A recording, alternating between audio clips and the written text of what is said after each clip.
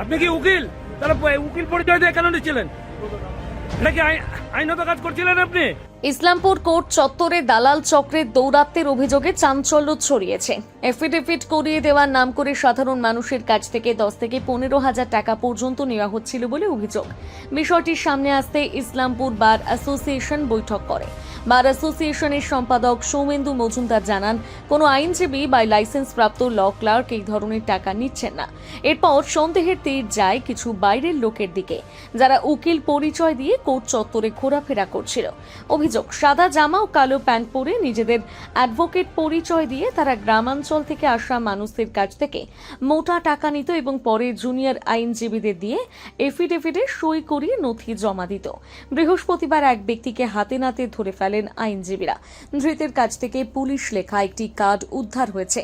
পরে তা ইসলামপুর থানার পুলিশের হাতে তুলে দেওয়া হয়।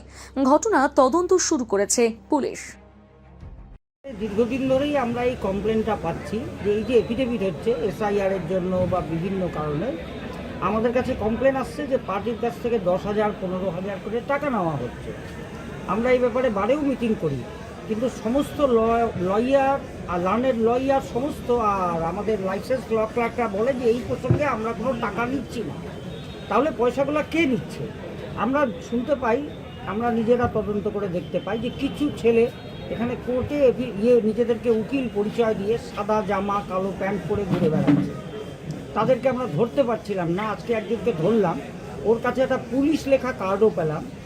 আর দীর্ঘদিন ধরেই এই ছেলেটা নাকি ইসলামপুর কোর্টে আসে। আমাদের এখানে অনেক জুনিয়র লয়ার প্র্যাকটিস করে, ওরা অত শত জানে না, তাদেরকে দিয়ে আইডেন্টিফাই করায় করে অফিস থেকে এফিডেভিট বার করে নিয়ে যাচ্ছে। তো আজকে আমরা তাকে ধরলাম, ধরার পরে এখন আমরা খবর দিলাম আইসি সাহেবকে ইসলামপুর, বললাম যে ওকে আমরা থানায় হ্যান্ড ওভার করবো। এটা দীর্ঘদিন ধরেই ইসলামপুর কোর্টে চলছে।